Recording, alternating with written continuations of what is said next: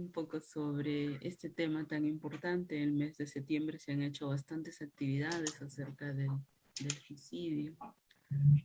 Sabemos que detrás de esta ideación o de esta conducta, el diagnóstico más presente es el de la depresión, pero vamos a verlo desde un enfoque gestáltico.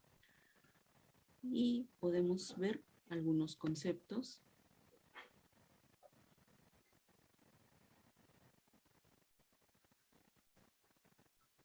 Como por ejemplo la conducta suicida. La conducta suicida viene a ser una condición clínica que se define como el desarrollo ya de un pensamiento suicida, y puede esto llegar hasta el acto suicida consumado.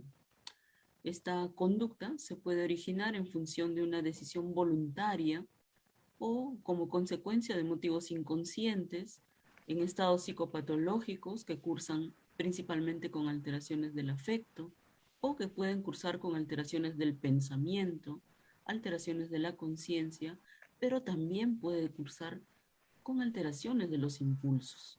La persona no planifica, simplemente tiene a lo mejor un momento de rabia y decide lanzarse, por ejemplo, de un acantilado, como hemos tenido varios casos de jóvenes que llegaban con estos intentos suicidas, ¿no? Vamos Disculpe, viendo. doctora, Dígame, sí. ¿podría alzar un poquito la voz? Porque me dicen que no se escucha muy bien. Ya, Se a ver. escucha un poco bajo. ¿Aquí me escucha mejor? ¿Acá? Ah, ¿Aquí? ah, ¿Me escucha mejor no, acá? No. ¿Aquí me escucha mejor? sí, A ver, ahí le escucho mejor yo. ya está. Voy a Ahí apagar la está. cámara. A ver acá. Acá, ¿se escucha mejor ahí? Sí, se escucha mejor. Perfecto, entonces, Creo que con la cámara apagada. así, al final la enciendo. Muy Ah, bien, ok. entonces, habíamos visto la conducta suicida y ahora vamos a hablar de la ideación suicida. Muchas veces llegan a la emergencia pacientes que nos dicen que tienen el pensamiento de querer morir, pero vienen, nos cuentan así, es como una ola, ¿no? Viene como la ola el pensamiento, yo tengo deseos de morir y se me va. Y ese pensamiento no pasa de un pensamiento, no estructura, no planifica la forma de morir, solo es un pensamiento intrusivo que a veces viene varias veces al día y que le genera malestar. Entonces la ideación suicida se denomina así en sentido general al conjunto de pensamientos que expresan un deseo o intencionalidad de morir u otras vivencias psicológicas suicidas, tal como la fantasía o prefiguración de la propia muerte, ¿no? A esto se puede considerar como un sinónimo de un pensamiento suicida. Entonces vamos de la conducta a la ideación y de la ideación, a ver,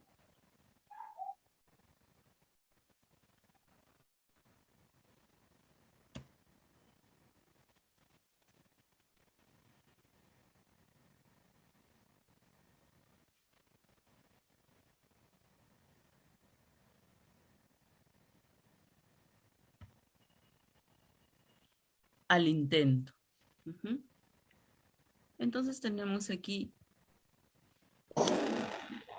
en el intento vamos a encontrar este concepto general que sirve para designar a todo acto que busque la muerte propia, inclusive de manera manipulatoria, pero como es un intento, se sobrevive. Y el último concepto sería el suicidio consumado, acto por el cual el paciente logra finalmente su cometido de autoeliminarse. Durkheim, un estudioso de este tema, mencionó que el suicidio se puede considerar un reflejo, un reflejo de las deficientes condiciones de vida de una población, ya que ha visto Durkheim que la conducta suicida se presenta sobre todo en sociedades con alta desintegración y falta de cohesión social. Vemos, por ejemplo, en un supermercado había un niñito, recuerdo, de 6 años, que acompañaba a su mamá y en la cola habían otras señoras adultas también. Entonces el niño con su dedito jugaba, ¿no? Imagino que era un muñequito porque hacía caminar a sus dedos sobre la zona donde se colocaban los paquetes y empieza a caminar sobre una bolsa con arroz. Y la mamá, bueno, no lo tomó como algo severo, por lo tanto no le dijo nada. Sin embargo, la señora que estaba detrás, que era la dueña del arroz, se enoja y empieza a gritarle al niño de una manera desaforada. Entonces uno observa esta reacción sobredimensionada de la señora con este niño, ¿no? Me ponía yo a pensar si hubiera sido su jefe o un adulto o un actor quien hiciera eso, ¿cómo hubiera reaccionado la señora? ¿Y por qué trataba de esa manera tan violenta al niño? Me ponía a pensar también que este niño, al salir a la calle y encontrar pues a una señora que lo agrede verbalmente, si esta acción fuera recurrente, el niño simplemente dejaría de salir, le diría, mamá, no quiero, ¿no? No quiero ir porque ha aprendido que el mundo afuera es adverso. Entonces, eso es lo que está pasando, ¿no? Si tenemos niños o niñas o adolescentes que son agredidos verbal o físicamente de manera recurrente, van a empezar a aislarse, a no querer salir, a no querer socializar y van a generarse lo que se denominan las conductas individuales, individualistas, ya no de integración social, porque ese grupo es agresivo. Entonces Durkheim mencionaba, ¿no? Estas sociedades que no permiten la socialización con alta desintegración y falta de cohesión social son sociedades en las cuales esta conducta suicida va a ocurrir con más frecuencia. En nuestro país, cada 22 minutos, alguien intenta quitarse la vida, sobre todo en Lima, que alberga la mayor cantidad de la población de nuestro país. Y la causa principal de suicidio aquí en nuestro Perú es la depresión. Esta es una estadística del 2018. ¿Qué pasa a nivel mundial? 800.000 personas se suicidan al año. Miren, esta cantidad es una estadística del año 2018. Ahora, 800.000 personas se suicidan al año, pero ¿cuántas lo intentan? Probablemente el triple o el cuádruple de intentos de suicidio van a ocurrir y de esos 800.000 van a convertirse en suicidios consumados. Bueno, cerca de 800.000 personas se suicidan cada año y por cada suicidio hay muchas más tentativas de suicidio cada año. Pero miren, estos datos y cifras que ocurrían en el 2018 también se repiten en el 2019. Entre la población general, un intento de suicidio no consumado es el factor individual de riesgo más importante. Es decir, si llega a nosotros un paciente que nos dice como antecedente que ha intentado suicidarse, ese aspecto es un factor de riesgo para un nuevo intento de suicidio. El suicidio es la tercera causa de muerte. ¿Para quiénes? Para los adolescentes cuyas edades están comprendidas entre los 15 y los 19 años. Como vemos, del 18 al 19 no hay mucha variación.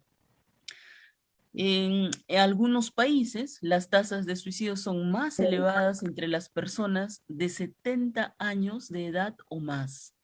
Entonces vamos a encontrar que nuestros adolescentes, como también nuestros adultos mayores, se encuentran dentro de este grupo de riesgo. 100 personas intentan suicidarse. El 79% de los suicidios consumados se va a producir en países donde esta sociedad es disgregada, desintegrada, y coincide con que estas sociedades se encuentran dentro de los países de ingresos bajos e ingresos medianos. ¿Cuáles son las formas más frecuentes? Tenemos aquí el ahorcamiento, el uso de plaguicidas y el uso de armas de fuego, como los métodos más comunes de suicidio en todo el mundo.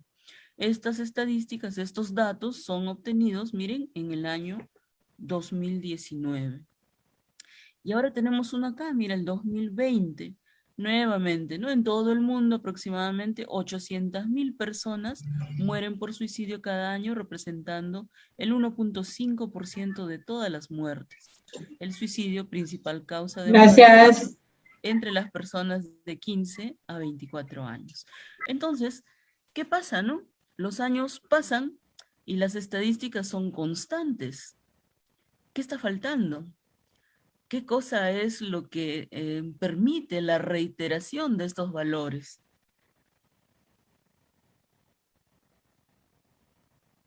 Y vamos a ver entonces un caso, un casito. Esta es una paciente adulta con una ideación suicida estructurada, ¿no? Ella tiene el pensamiento, pero también planifica la forma como hacerlo. Tiene sentimientos de desesperanza, ideas de baja autoestima, autorreproche, fatigabilidad, insomnio, disminución del apetito. Y con estos síntomas está ya 2 meses. Compró Racumín y dejó una carta de despedida a sus hijos, a quienes les pidió perdón. Felizmente no se llegó al suicidio consumado, por eso es que contamos esta historia. María, le hemos puesto de nombre, es una mujer de 39 años, ella es madre de 4 hijos, y estos hijos son fruto de 2 compromisos. Sus 2 hijas mayores, que las tuvo con su ex conviviente, y sus 2 hijos varones, que los ha tenido con su actual esposo. María vive en una casa de 3 pisos y esa casa es una casa del conviviente y de María, porque cuando vivían juntos, entre los dos, a través de su trabajo, pudieron conseguir el terreno y construir su casa. Resulta que en el primer piso vive el ex conviviente con sus 2 hijas mayores de 20 y 22 años. Miren, María tiene 39 años y tiene 2 hijas, una de 20 y una de 22. En el segundo piso vive María con sus 2 hijos de 13 y 10 años y en el tercer piso vive su esposo. En este momento están separados debido a que la hija mayor de María acusó a su esposo, al esposo de María, por tocamientos indebidos. Entonces vemos la causa por la cual esta usuaria llega a la atención por emergencia y vamos conociendo el contexto, ¿no? Su entorno. María nos cuenta que abandona el primer hogar que formó después de 10 años de convivencia debido a que su pareja la insultaba y la golpeaba, sobre todo cuando bebía licor. Un día, estando ebrio, el señor la golpeó tan fuerte que ella sintió desmayarse. Sin embargo, abre sus ojos y siente que no podía respirar. Ella ve que en ese momento él la estaba ahorcando, pero felizmente llega un familiar. Este familiar la pudo rescatar y esta pareja fue llevada a prisión.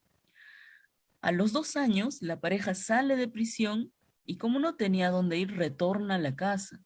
En esa circunstancia, María se va y deja a sus 2 hijas con el padre. Ahora, María vive pues en la casa de amigas, de familiares, y en ese trajín conoce a un hombre del cual se enamora y él le propone matrimonio. Con él se casa y llega a tener 2 hijos. Cuando María tiene ya esta nueva familia, María recuerda que tiene una casa. Entonces va y reclama esa parte de la casa que le pertenece y se le permite vivir en el segundo piso con su esposo y con sus 2 hijos, ¿no? Cuando pasan ya 13 años de matrimonio, bueno, María se dedica a cuidar de sus hijos y el esposo pasa a ser el sostén económico de la familia. El esposo le ha sido infiel a María en 2 oportunidades, según ella refiere, y por eso es que discuten, pelean y se separan, yendo él a vivir al piso superior. Muy bien, entonces viene María, viene con esta historia dentro de este contexto, pero si nosotros vemos cómo está ella tomando decisiones, cómo está ella asumiendo esta realidad que está viviendo en este momento, entenderíamos parcialmente lo que hay detrás de María. Pero si retrocedemos un poco más en su historia inicial, María también nos cuenta que su hija mayor bebe mucho licor todos los fines de semana, empieza un viernes y retorna a casa el domingo. La hija mayor a los 16 años sufrió tocamientos indebidos por parte del esposo de María y María no lo denunció porque pensó, ¿cómo voy a denunciar al padre de mis hijos? Y además, ¿quién me dará el sustento económico? Dice María. Actualmente separada por esta segunda infidelidad de parte de su esposo, él vive en un cuarto del tercer piso de la casa que es de María y su ex conviviente. Y acude a la consulta diciendo, ya, yo me casé muy enamorada de mi esposo, yo quisiera que mi familia sea como antes éramos muy felices, dice María. Mi esposo no era así, éramos un matrimonio feliz. María dice eso a pesar que luego comenta de las infidelidades que ha tenido ella que vivir con su esposo. María dice, todo lo hago mal, todo me sale mal, soy una carga para mi familia. Siento que la única forma de ya no sufrir es muriendo.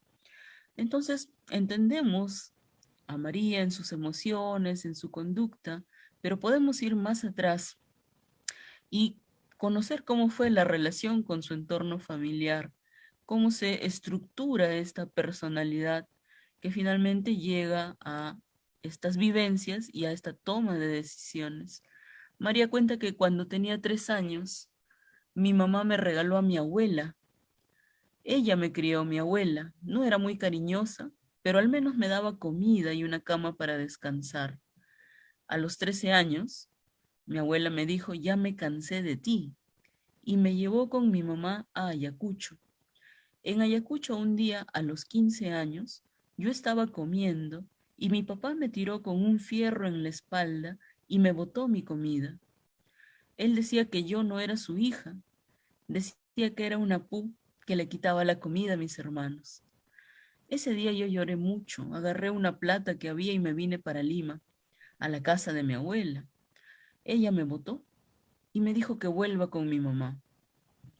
Como no podía volver, dormí en la calle y llegué a comer basura. Y ella me cuenta, ¿no? Y usted sabe lo que le pasa a un adolescente que está sola en la calle.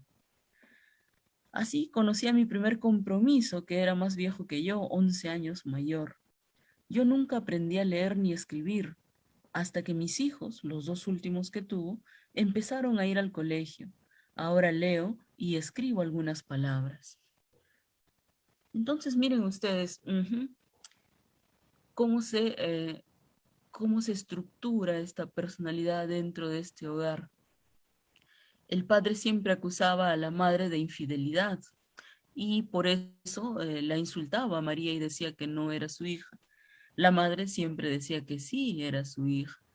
El hecho es que María, como generaba estas discusiones entre los padres, la madre la regaló con la abuela. Pero la abuela trabajaba todo el día y María le estorbaba, así que la tuvo 13 años hasta que se cansó y la devolvió con la mamá.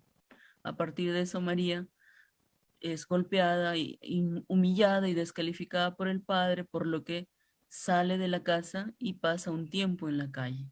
En esa circunstancia conoce a su primera pareja. La depresión desde el punto de vista gestáltico. La depresión es un conjunto de introyectos. ¿Cuántos introyectos habrán ingresado en María a partir de su abuela, de su madre, de su padre, del conviviente de la primera pareja?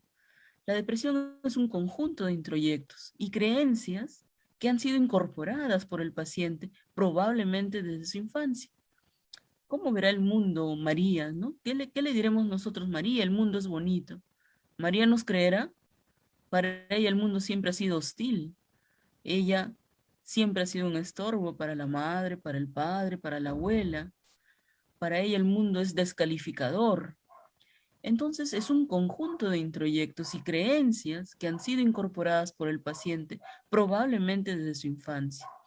Yo recuerdo cuando le dije a María, tú has conocido una parte del mundo, pero hay otra parte del mundo que es diferente. Y María me dice, ¿qué? ¿Hay otra forma de mundo?, me decía María sorprendida. Por su naturaleza y por provenir de personas que tienen una gran influencia sobre él, sobre el paciente, estos introyectos han sido incorporados a la personalidad sin ser cuestionados en ningún momento. ¿Recuerdan cómo el padre le decía, eres una pu y le quitas la comida a tus hermanos? María no cuestionaba esa afirmación. Estos aprendizajes provienen de sus padres o de quienes hicieron las veces de ellos. La depresión es vista como un producto de un conflicto entre dos segmentos de la personalidad que se han disgregado y polarizado.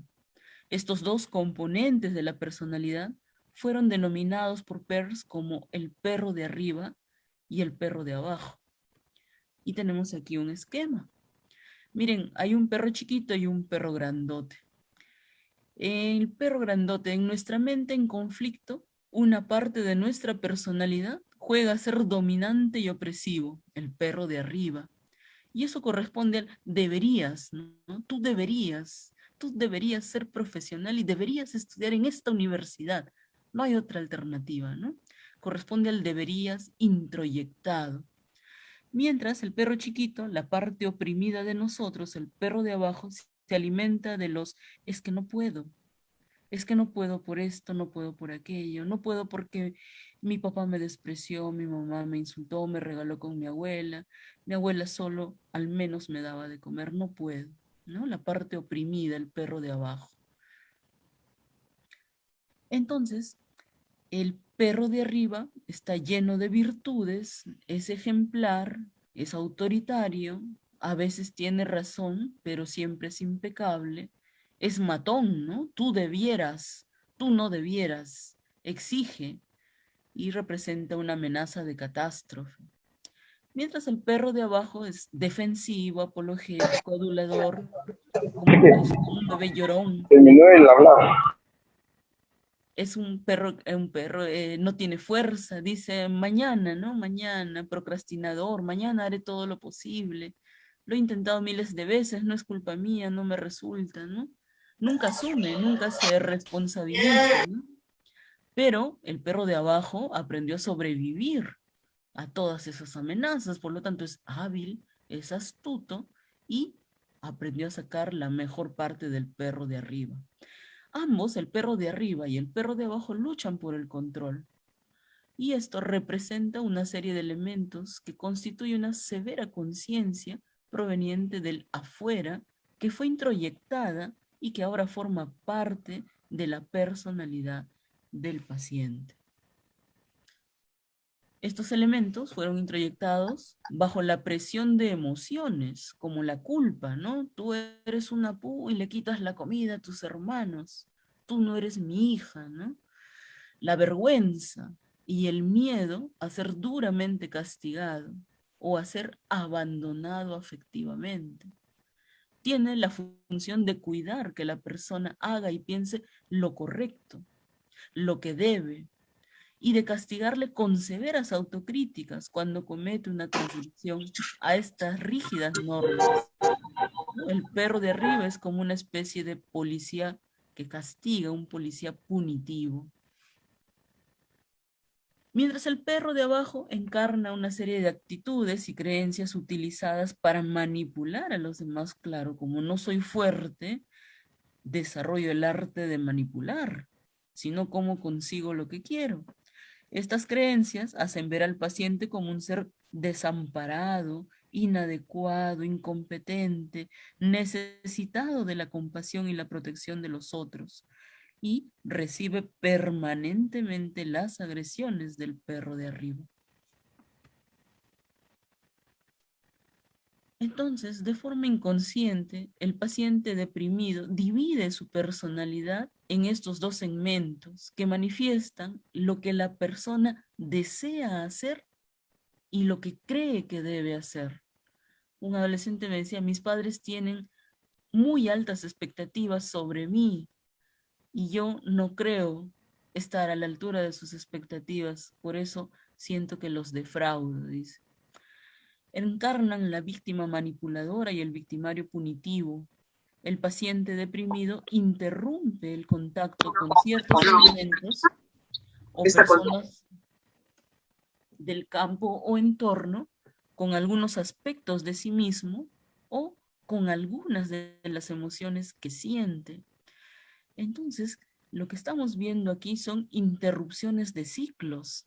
Repito, el paciente deprimido interrumpe el contacto con ciertos elementos o con personas del campo o entorno, con algunos aspectos de sí mismo o con algunas de las emociones que siente.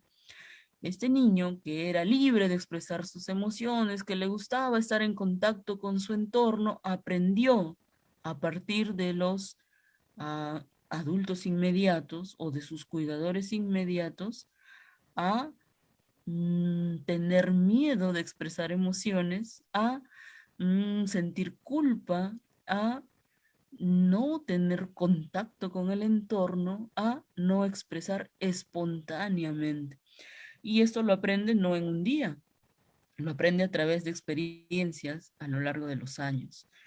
Cuando nosotros vamos a iniciar un tratamiento, vamos a ir contra todos esos años de aprendizajes, contra todos esos introyectos, contra todos esos deberías. La forma de interrumpir este contacto es a través de determinadas manipulaciones. Manipula a las personas del entorno y a sí mismo, proyectando en los demás las polaridades del perro de arriba y el perro de abajo. La proyección no permite la sensación y expresión de las emociones que estas partes disgregadas de la personalidad le generan. Por lo tanto, la gestal nunca concluye y el conflicto permanece sin resolver. ¿Qué vamos a hacer nosotros a esta personalidad disgregada? Le vamos a devolver la unidad y esta capacidad que tenía antes espontáneamente de poder tener contacto con su entorno y de poder expresar emociones de manera espontánea.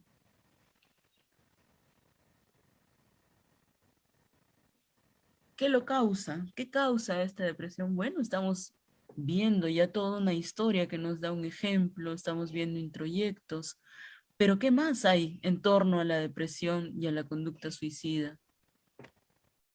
¿Qué causa estos pensamientos? ¿Qué causa esta dificultad? Vamos acá. Una de las causas que nos lleva a la depresión viene a ser la violencia crónica. Sabemos lo que la violencia crónica genera en nuestras redes neuronales. El cortisol que se forma, si bien es una hormona que nos prepara para la huida, es una hormona que nos prepara para afrontar el estrés, si esta es permanentemente secretada como respuesta a situaciones de dificultad, van a generar cambios en nuestras redes neuronales. ¿Qué causa esta conducta suicida? ¿Qué causa este pensamiento de muerte? La depresión, la violencia, el pertenecer a grupos vulnerables, por ejemplo, los refugiados, los migrantes, las comunidades indígenas, las personas del grupo LGTB, los reclusos, los problemas financieros, el consumo de alcohol, la discriminación. Felizmente las nuevas generaciones abominan estas conductas de discriminación, ¿no? Que antes sí eran socialmente aceptadas. Esta sensación de aislamiento que ahora se ha visto incrementada en este periodo de la pandemia. Los dolores, las enfermedades crónicas, pacientes, por ejemplo, con fibromialgia, ¿no? Que tienen a veces sus crisis de dolor, tienen que ir incluso a emergencia para poder dar analgésicos potentes. Los conflictos, los desastres, las pérdidas de familiares tan frecuentes en estos casi 2 años de pandemia, ¿no? Cuántos amigos, cuántos familiares, cuántos colegas hemos visto morir, pérdida de propiedades, en fin. ruptura de relaciones y demás. Entonces, no es solamente estos aspectos, sino que estos aspectos van a incidir sobre una estructura de personalidad, ¿no? Si no, todos tendríamos conducta suicida, pensamiento suicida y depresión, pero no todos tenemos el proceso, no todos pasamos por esta forma de responder a estas situaciones adversas. Entonces son estímulos sobre un organismo que ha sido estructurado a partir de estos introyectos previos. El maltrato infantil genera posibilidades de suicidio, así es. La violencia crónica, ¿no? La violencia crónica. En Perú tenemos entonces que de los pacientes que tienen depresión, miren ustedes, 1.700.000 personas sufren de depresión. De ellas, 25% acude a recibir atención en un centro de salud. El 20% se da cuenta de que necesita atención, pero no hace nada. Entonces, del 100%, el cuarto de ese 100% recibe atención en un centro de salud. La quinta parte se da cuenta de que necesita atención, pero no hace nada. Y el 55%, miren, no se da cuenta que necesita atención y simplemente no le presta atención. Más de la mitad de los pacientes con depresión no advierten la enfermedad. ¿Por qué? ¿Por qué? ¿Cuál sería la respuesta a esto? Si un niño que siempre ha sido descalificado por papá, por mamá, por el padrastro o los tíos, además castigado físicamente, yo trabajo fuera de Lima y recuerdo hace 2 semanas una señora, ya una mujer adulta, me comentaba que nunca conoció a su papá, su mamá murió cuando ella tenía 6 meses y fue criada por una tía hasta los 5 años junto con su abuelita. Muere su abuelita y la tía se vino a Lima, por lo tanto pasó a casa de otra tía y esa otra tía era muy severa, ¿no? Le hacía trabajar incluso en horas de la madrugada y cuando ella, entre comillas, se portaba mal, la introducían en un cilindro con agua fría como castigo y luego ella decía, me latigaban. Entonces, cuando esta mujer crece y ha sufrido maltratos por las diferentes parejas que ha tenido, por otros familiares, para ella eso era normal, era normal. Ella tiene sus hijas y también las golpea y para ella eso es normal. Entonces, como eso se normaliza, ella simplemente no advierte ningún proceso de enfermedad y no le presta atención. Como es una persona con tendencias suicidas, bueno, ella expresa tristeza y, por ejemplo, en el caso de los niños o los varones adultos, irritabilidad. Nada para ellos es apetecible. Están enojados con todo, ni la comida, ni la ropa, ni el día, ni la sonrisa, todo eso les genera molestia. En el caso de las mujeres es más frecuente ver la tristeza. Otra característica, la persona es pesimista, piensa que no hay razón para vivir, se aísla, ¿no? Se aleja de sus amigos, siente que es una carga para su familia y para los demás y pierde también el apetito, ¿no? A esto se agrega la fatigabilidad, ¿no? Se despierta a veces con un poco de energía, pero en el día esta energía se va terminando y en la noche simplemente no quiere levantarse de la cama. Entonces vamos a tener tipos de suicidio depresivo, reactivo e impulsivo. El depresivo cuando la causa de fondo es la depresión, el reactivo cuando la causa es una situación extrema, como el bullying, la violencia sexual o el acoso, y el impulsivo cuando la causa es una enfermedad mental como trastorno bipolar, esquizofrenia, pero también es frecuente en algunos trastornos de personalidad como el trastorno límite, por ejemplo. Bueno, para reiterar, vamos a ver acá, 100 personas, 100 casos de suicidio, el 75% de esos casos va a ocurrir en países de ingresos bajos y medianos. Más de 800.000 se suicidan cada año, es decir, ocurre una muerte cada 40 segundos. El suicidio es la segunda causa de defunción en este grupo etario, 15 a 29 años. Como vimos, los plaguicidas, el ahorcamiento y las armas vienen a ser los métodos más frecuentes de formas de suicidio, ¿no?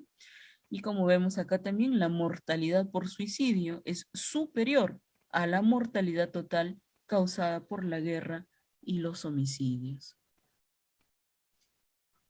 Vamos a ver un segundo caso, un adolescente de 16 años con ideación suicida no estructurada, ¿no? Este es el pensamiento que viene, ¿no? Tengo la sensación de que me quiero morir, pero se va, ¿no? Viene y se va.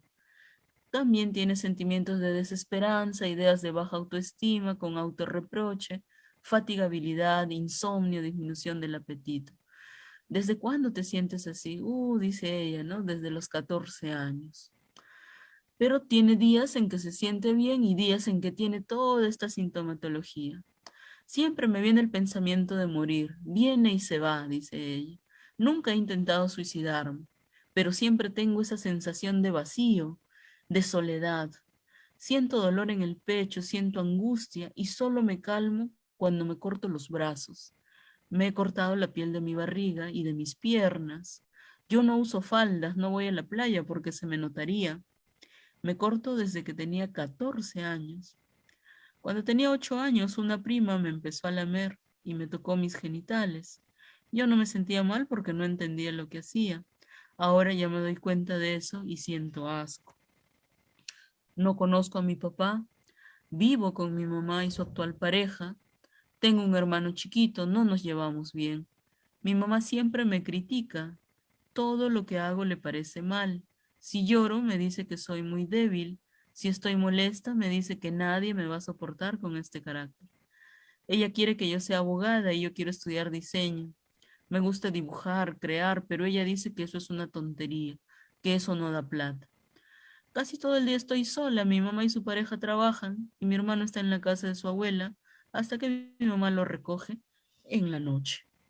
Entonces, miren, imaginen cómo es el entorno de esta adolescente y cómo es la calidad de su contacto con el exterior y cómo es la calidad de la expresión de sus emociones. ¿Ustedes la ven a ella expresándose espontáneamente? Entonces vemos aquí la teoría cognoscitiva del campo, ¿no? Esta teoría cognoscitiva del campo plantea que el conocimiento es una síntesis de la forma y del contenido que han sido recibidos por las percepciones. Como yo veo, escucho, siento, palpo. Cada persona ve la realidad en base a su experiencia. Acá, por ejemplo, ¿no? Dos aventureros, uno de ellos dice, estamos perdidos, y miren la actitud del otro, comienza la aventura. Cada persona ve la realidad en base a su experiencia. ¿Cómo lo verá María? ¿Cómo lo verá la adolescente de 16 años? Cada persona tiene su propia percepción, que es relativa y está incluida no solo por los propios mecanismos de percepción, sino también por su historia, su actitud, su motivación en cada momento de su existencia. Esta teoría del campo organismo-entorno, la psicoterapia gestal plantea que los seres humanos, como todos los seres vivos, son organismos indisolublemente ligados al medio ambiente en el que viven y se desarrollan. Si ese medio ambiente es nocivo, ¿cómo será esa experiencia? ¿Cómo será esa vivencia y ese desarrollo?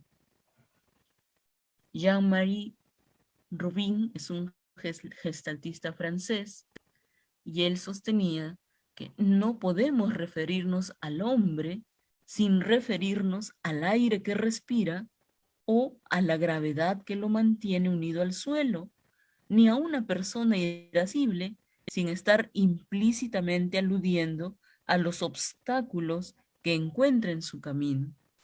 Entonces, nosotros como seres vivos estamos ligados al medio ambiente en el que vivimos y en el que nos desarrollamos.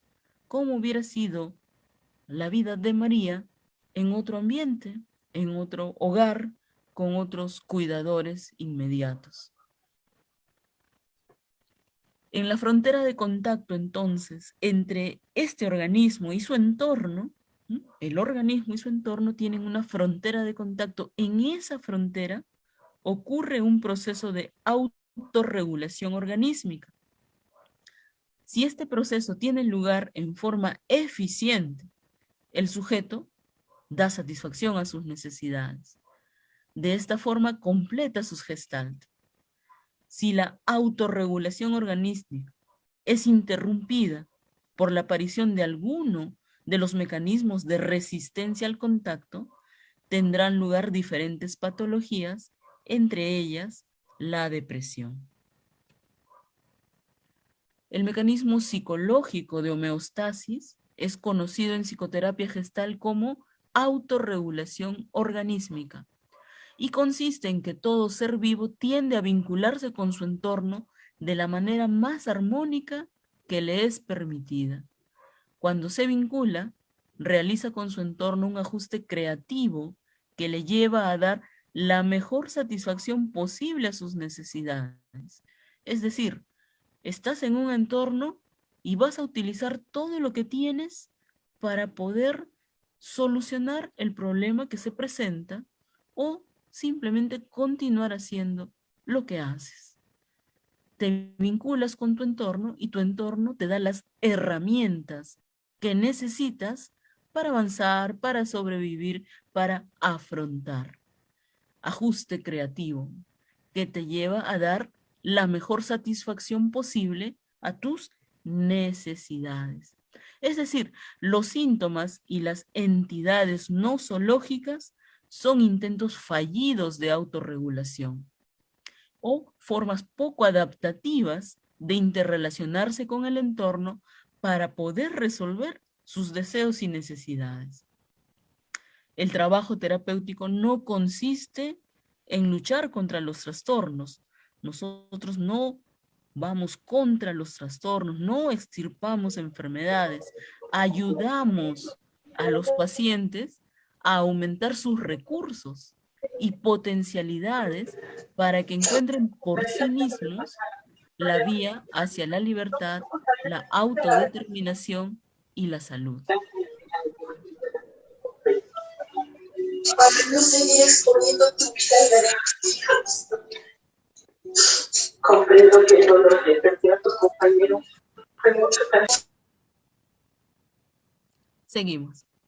Entonces, hablamos de cambios y de pérdidas. Los cambios ocurren permanentemente y esto lo hemos aprendido con más intensidad en estos dos últimos años, ¿verdad?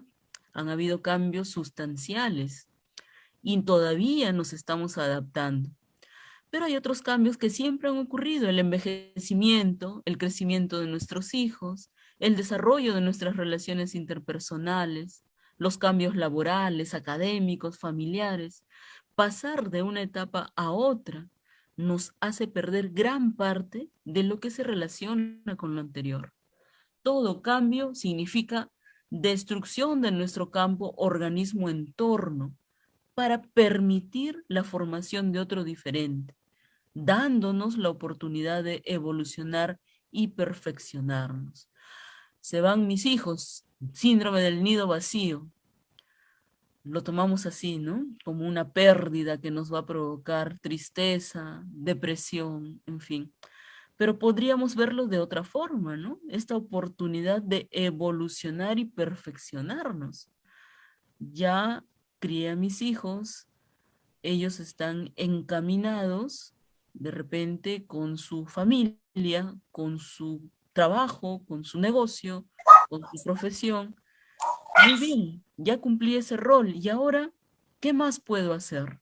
Oh, ya mis hijos se fueron, ingratos, no me vienen a visitar, me duele el cuerpo, nadie me atiende. ¿No es cierto? Entonces, los cambios y las pérdidas ocurren permanentemente y podríamos enfocarlo desde la oportunidad de evolucionar y perfeccionarnos. Todo cambio puede representar una cantidad de pérdidas, gestalt que se destruyen. ¿Pero para qué se destruyen? Para dar cabida a la formación de otras gestalt, no para provocar enfermedad. Bueno, tenemos una escala que nos puede ayudar mucho, pero sobre todo vean ustedes los factores que están aquí comprendidos, ¿no? La escala de Sad-Persons, cada uno es un punto, un puntaje. ¿Quién tendría más riesgo, varón o mujer? El varón, ¿no? O sea, lo intentan más las mujeres, el intento de suicidio es más frecuente en mujeres, pero cuando lo intentan los hombres, lo más probable es que logren un suicidio consumado. Por lo tanto, los hombres tienen mayor riesgo de suicidio que las mujeres, ¿no? Si fuera sexo masculino, pues acá tendríamos un check en sí. La edad, menores de 20 años y mayores de 45 tienen más riesgo de suicidio. Acá serían 2 puntos. Depresión, sobre todo con desesperanza, tiene un diagnóstico de depresión con un tratamiento inadecuado o sin tratamiento. Un tercer punto. Otro antecedente, los intentos previos, ¿no? Especialmente si han sido potencialmente letales. Le damos acá un sí. Otro punto, el abuso del alcohol, abuso de etanol, la pérdida del pensamiento racional, las alucinaciones u obsesiones.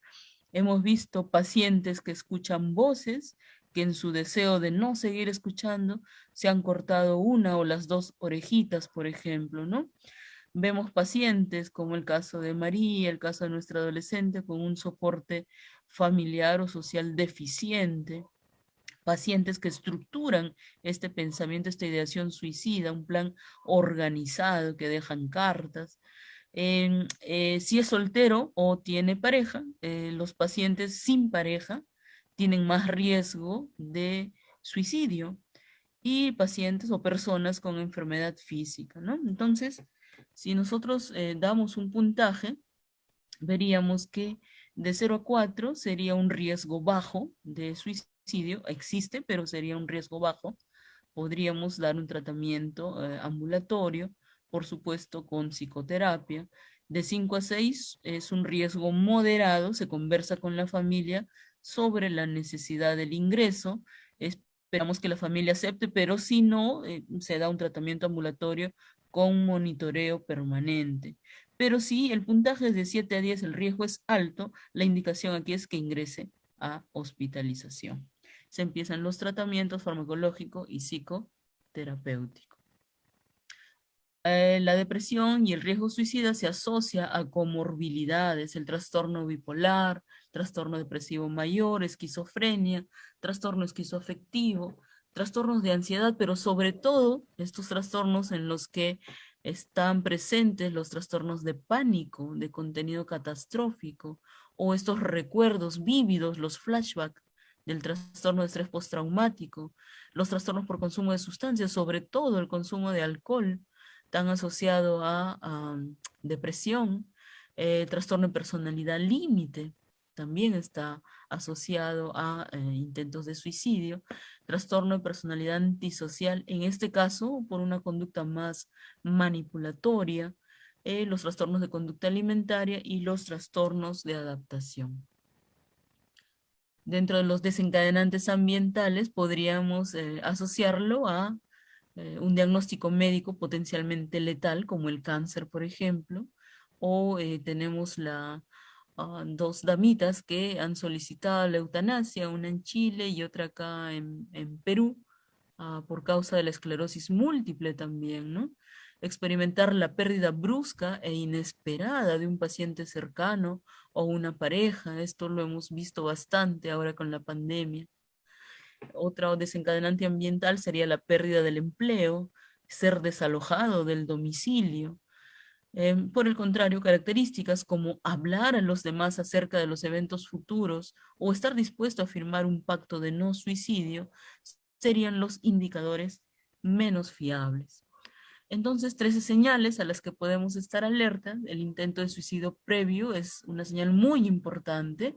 Alteraciones del estado de ánimo, ansiedad y agitación, irritabilidad intensa, sobre todo en niños y adultos varones, sin justificación aparente, empezar a hablar de suicidio, muerte, cambios en los cuidados higiénicos, ya está como una semana que no se afeita, 3, 4 días con la misma ropa o la pijama, abuso de alcohol o de otras drogas, ahora está bebiendo diario, ¿no? Diario hasta embriagarse, 1, 2, 3, 4 días, y recién descansa. O familiares que nos comentan que sus hijas se cortan, ¿no? Los brazos, las piernas. Otra señal es el aislamiento, se aíslan tanto de sus familiares o de sus amigos, o tienen reacciones violentas, o sus comentarios son con contenido de desesperanza, o vamos viendo que está en internet buscando información sobre métodos más efectivos de suicidio, o personas que presentan conflictos en relación con la identidad sexual, como por ejemplo en el trastorno límite de la personalidad. Entonces, vivimos en una sociedad hedonista y triunfalista que favorece la iniciación y descalifica las pérdidas. Las personas se sienten avergonzadas de situaciones que son naturales en la existencia humana. Jubilarse, envejecer, divorciarse, la partida de los hijos, la menopausia, los fracasos, etcétera, han dejado de ser oportunidades para aprender o pasajes de un estado vital a otro y se han convertido en motivo de bochorno que las personas desean ocultar. Cuando se privilegia la formación de gestals sobre la destrucción de estas, se vive en el futuro sin asumir el presente ni completar el pasado. Las personas dejan de completar sus gestals en forma evasiva. La consecuencia es la acumulación de finales inconclusos. Tienes muchos pendientes. Y los finales inconclusos conducen inevitablemente a comienzos distorsionados que van llenando de neurosis la existencia de estas personas. Las emociones, que es un aspecto que se trabaja mucho en Gestalt, en este tipo de psicoterapia, no son positivas ni negativas o destructivas. Las emociones no son buenas ni son malas. La mayoría de nuestras emociones forman parte de la carga genética con que venimos al mundo y están al servicio de los mecanismos de la supervivencia. En tal sentido, las emociones son útiles. Lo que puede ser calificado como bueno o malo es lo que hacemos con ellas. Pero estos son nuestros actos, no nuestras emociones. Las emociones tienen finalidad y tienen sentido. Por ejemplo, la rabia prepara nuestro cuerpo para la pelea. El miedo dispara una serie de mecanismos fisiológicos que facilitan una rápida huida. Cuando tenemos miedo, los vasos periféricos se dilatan, la sangre circula en mayor volumen en nuestros músculos y eso permite que corramos a gran velocidad o que aumente la fuerza en nuestros brazos y piernas. ¿Cuántas veces hemos escuchado? Los locos tienen fuerza, dice, ¿no? Es claro, están pues con un miedo intensísimo. Esa sangre distribuida en sus músculos les da más fuerza y por lo tanto para cogerlo entre 2 o 3. Ellos están listos para correr. El amor es el responsable de que se establezcan nexos afectivos para asegurar la supervivencia de la descendencia. Y la tristeza. Siempre me preguntan los jóvenes, ¿la tristeza es mala o es buena? Nos preguntan. Bueno, la tristeza proporciona el pensamiento reiterativo y el recogimiento suficiente como para reflexionar sobre las causas que la originaron y bastante malestar como para que provoque aprender a hacer algo útil con tales reflexiones. Estas emociones entonces nos abren las puertas a un aprendizaje. Es importante recordar que las emociones no pueden ser controladas o reprimidas. El control de la expresión emocional es una forma de interrupción en el ciclo de la experiencia y una manera de no asumir la responsabilidad de ciertas acciones. Un aspecto muy importante para la psicoterapia gestal es que las personas pueden aprender a expresar sus emociones de forma constructiva y nosotros validamos esas emociones. La tristeza es una emoción inherente a la ocurrencia de las pérdidas, es decir, que la tristeza es inherente a la ocurrencia de los cambios del proceso de formación y destrucción de gestalts. Cuando no son aceptados los momentos de pena y tristeza, cuando se hace un hábito evadirlos, se inicia un mecanismo de retroflexión que lleva hacia la depresión en vez de llevarnos al duelo fisiológico. Toda esa energía que yo podría sacar al exterior, la vuelvo contra mí misma. Y estos mecanismos de retroflexión, esa energía que vuelve contra mí misma, contra mí mismo, me provoca dolor, me provoca rabia, ansiedad.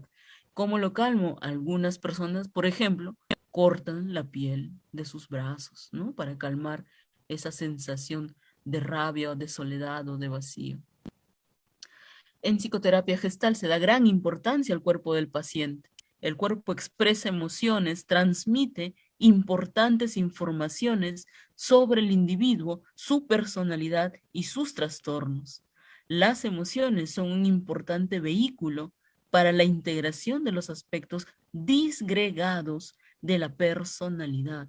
Recuerden que con nuestra terapia nosotros buscamos lograr la unidad de esa personalidad disgregada, y una herramienta que nos va a ayudar es precisamente algo natural y espontáneo que ocurre en todas las personas: el manejo, la gestión adecuada de las emociones.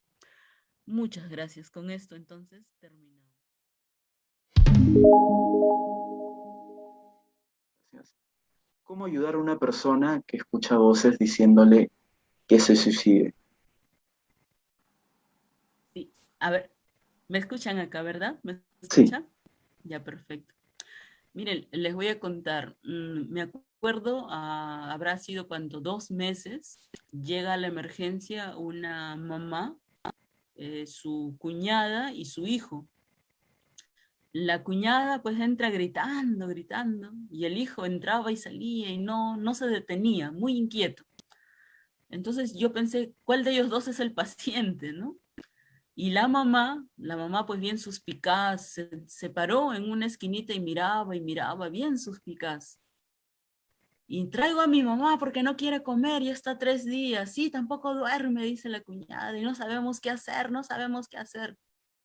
Entonces, en un tono de voz suave les pregunto, ¿no? ¿Y ustedes le han preguntado a ella por qué no quiere comer? No, dice, no, no, no. Entonces vamos a preguntarle. Nos sentamos los cuatro y le pregunto, ¿no? Señora María, vamos a ponerle, señora María, y cuéntame, ¿por qué usted no desea comer? Tal vez la comida tiene un olor raro, le digo, ¿no? O un sabor raro. Y la señora me dice, sí, la comida huele feo, huele mal.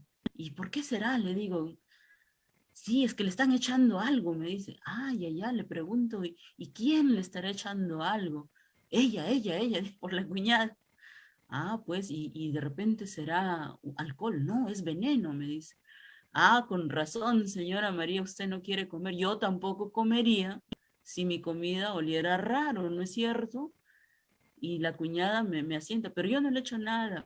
Claro, pero la señora María está convencida de que es así. Entonces, usted tampoco comería, le digo. Comprendemos por qué es que ella no come.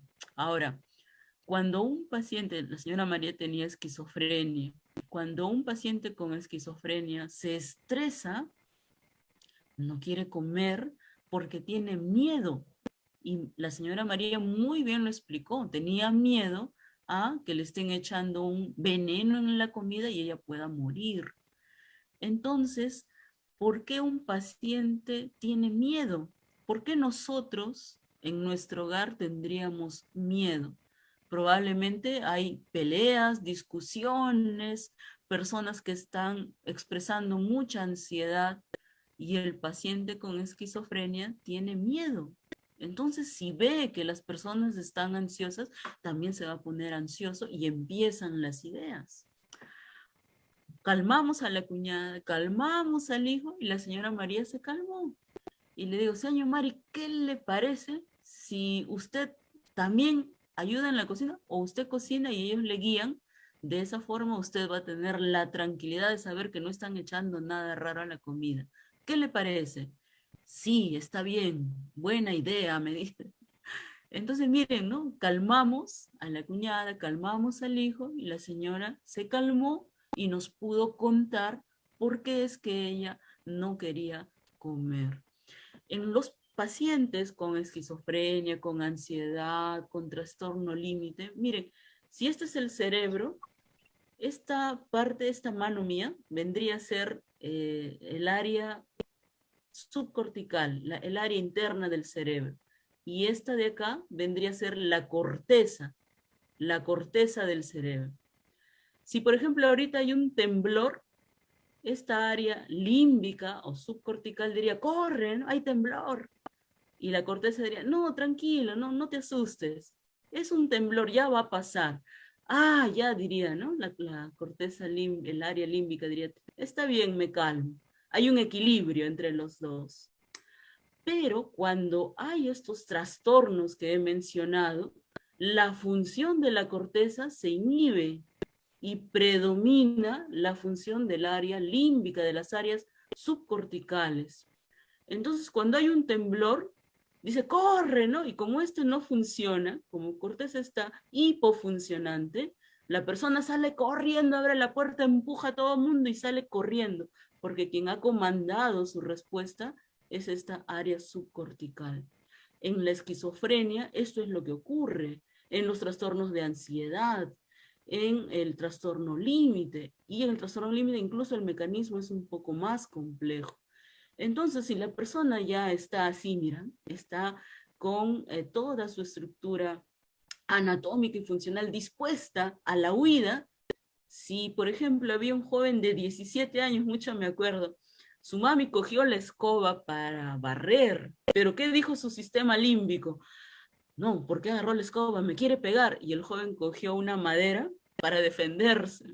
Entonces la mamá le ve con la madera, ¿qué te pasa? Le dice, ¿no? El joven se estaba defendiendo, pero porque entendió que su mamá al coger la escoba le iba a golpear. Sistema límbico, pues no hay corteza que le diga, no, mamá, coge la escoba porque va a barrer. No. Sistema límbico, coge la escoba porque te va a pegar. Entonces yo cojo mi madera para defenderme. Lo que podemos hacer en esos casos, ¿cómo es ayudar a una persona que escucha voces diciéndole que se suicide? Dar la calma, encontrar cuál es el agente estresor que el paciente se está dando cuenta. Algo está pasando ahí, ¿por qué están molestos? ¿Por qué están peleando? ¿Por qué están llorando? No me dicen, dar la calma, resolver el problema. Ver también que tome su medicación. A veces la causa más frecuente de esta conducta psicótica, este síndrome psicótico, es la suspensión de la medicación. Revisamos bajo el colchoncito, están llenas sus pastillitas, de semanas incluso, ¿no? O lo pone en la boquita, se hace el que la tome y luego lo escupe. Entonces también revisar que esté tomando su medicación. Creo que hay otra preguntita también.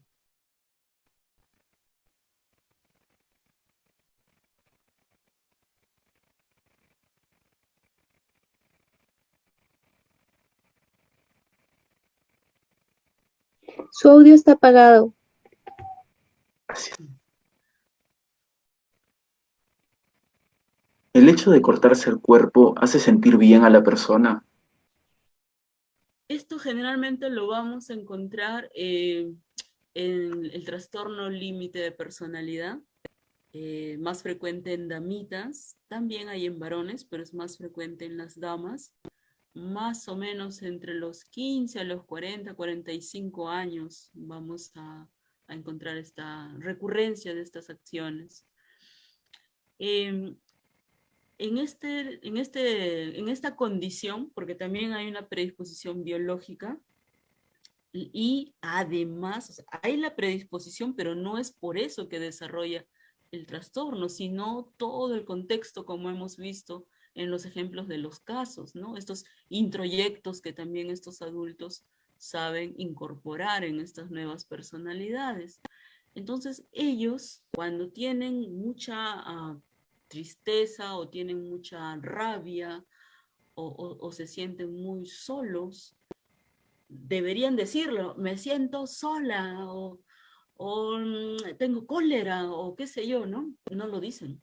Ellos guardan, callan y toda esa energía, en lugar de sacarla al exterior, va contra ellas mismas. Entonces, si yo me enojo, voy a querer castigar a alguien afuera, pero si esa energía viene contra mí, me voy a castigar a mí misma. Entonces es un autocastigo, yo me lo merezco, es lo que piensa, ¿no? Me lo merezco, esa ansiedad, esa culpa, esa rabia, entonces me agredo yo misma, me corto y con eso el cerebro dice ya, ¿no? Ya sacaste tu cólera, sacaste tu tristeza, sacaste tu rabia, porque tú misma, que te lo mereces, te has castigado. Esa es una de las teorías que puede explicar el por qué estas personas que se cortan calman esa energía que debía salir al exterior y más bien retorna hacia ellas mismas, ¿no? Y van a ver ustedes que en los meses de invierno, en situaciones de alto estrés, ahora la pandemia, el encierro, el conflicto con la mamá o la pareja, hace que aumente tanto su nivel de ansiedad y este sentimiento de culpa, porque en ellas es bien grande este sentimiento de culpa. Entonces, ¿cómo calmo la culpa? Castigándome a mí misma. Son cortes superficiales en zonas expuestas, ¿no? Piernas, abdomen, en el antebrazo, y con eso calma esa sensación de ansiedad, ¿no? O esa energía que quisieran ellas sacar al exterior, pero que no pueden hacerlo.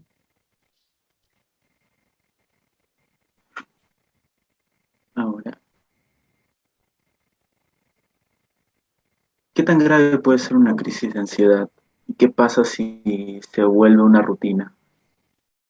Claro, ¿se acuerdan lo que mencionábamos, este sistema límbico, ¿no? La corteza dice cálmate, pero aquí la corteza está inhibida y el sistema límbico, todo es una amenaza, ¿no? Salen y de pronto, ¿quién habrá tocado la puerta? O quién está persiguiendo, o una señora que grita, ¿por qué está gritando? O en fin, o el miedo a la crítica.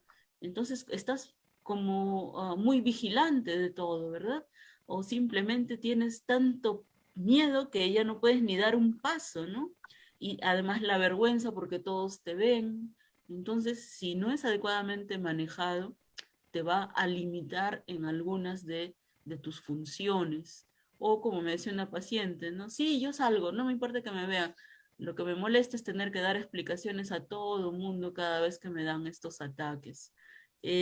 Cuando no se vuelve una rutina, sino más bien hay algo que lo activa, hay algo que lo dispara inicialmente y luego nada, nada que lo dispare, simplemente viene como la ola, ¿no? Con un disturbio de emociones ahí. Es como si el sistema límbico se hiperactivara y tiene tanto miedo que ya no ve nada, no escucha nada, simplemente busca huir, busca refugiarse, busca escaparse. Y eso le va a impedir realizar algunas actividades. Eso requiere un tratamiento, tanto farmacológico, pero principalmente psicoterapéutico. Yo soy psiquiatra, pero pienso yo que la psicoterapia es como una forma eh, de nuevo aprendizaje frente a las nuevas situaciones de estrés, frente a las nuevas situaciones de conflicto. Entonces, la farmacoterapia te da la calma ahora, pero no te enseña a afrontar esas nuevas situaciones. Psicoterapia sí, es como un nuevo aprendizaje de enfrentar y afrontar estas nuevas situaciones, una reeducación, ¿no? Una reeducación. Es como que nuevamente estás con adultos que te van a enseñar a usar tú tus propios recursos, que los tienes allí, para poder hacer un afronte adecuado en estas situaciones adversas. Sí. ¿Qué se puede hacer con un paciente que tiene ideas suicidas producidas por un trastorno de personalidad múltiple?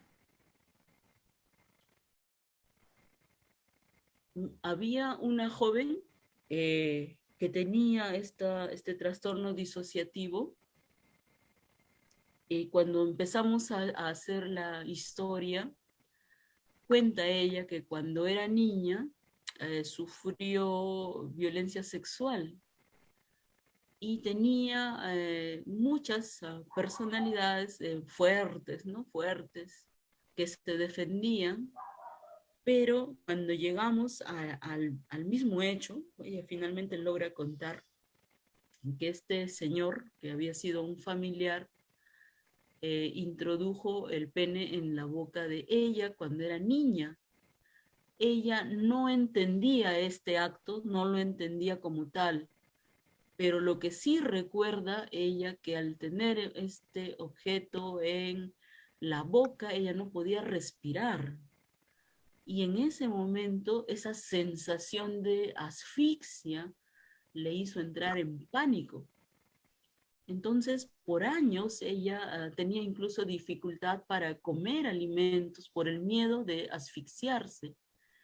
Y cuando ella entra ya en la adolescencia y descubre lo que significaba ese acto, es cuando empieza a sentir rabia, asco, cólera, y dice, ¿por qué no me defendí? ¿No? Se culpaba, ¿por qué no me defendí? En esa condición desarrolla otras personalidades de mujeres y de hombres incluso que sí podían defenderse. Cuando se le da el tratamiento, no, nada funcionaba, hasta que se llega a esta niña que había sufrido la asfixia, que es como ella lo vivenció, y cuando se puede denudar ese evento y ella reconoce que a partir de ese momento ocurren cambios, es que se pudo resolver, ¿no? Y de las tantas personalidades fueron desapareciendo porque ya no las necesitaba para defenderse, hasta que finalmente llega a la joven, ¿no? En este caso ya a la paciente en esta edad, ya adulta, ya era adulta. Entonces, el tratamiento, más que el tratamiento farmacológico, aquí es psicoterapéutico, principalmente encontrar dónde es que ocurre este proceso de disociación y buscar, ¿no? Porque ella al fragmentarse está evadiendo, y es comprensible, es una niña la que vivió esto, recién estaba aprendiendo muchos mecanismos de defensa, pero lo que hacemos nosotros es integrar a esta unidad para que ella como unidad pueda afrontar, no evitar, ¿no? Si me fragmento, lo que estoy haciendo es evitar. Y como unidad logra enfrentar y afrontar. Tuvo también algunas terapias con hipnosis, antidepresivos, y bueno, y la psicoterapia gestal durante bastante tiempo, y finalmente se logra la unidad, ¿no? Se logró la unidad. Son casos muy interesantes, muy complejos, interesantes para nosotros, pues no para el paciente, ¿no? Porque cuando hay una disociación, siempre piensa en que esta persona no le gusta lo que está viviendo, no le gusta lo que está haciendo, no le gusta esto que le está ocurriendo, no le gusta, y por lo tanto se sale, ¿no? Se sale. Y nosotros tenemos que lograr esa unidad para que pueda afrontar adecuadamente. Desde nuestro Facebook nos preguntan, ¿cómo puedo solucionar un estado de tristeza?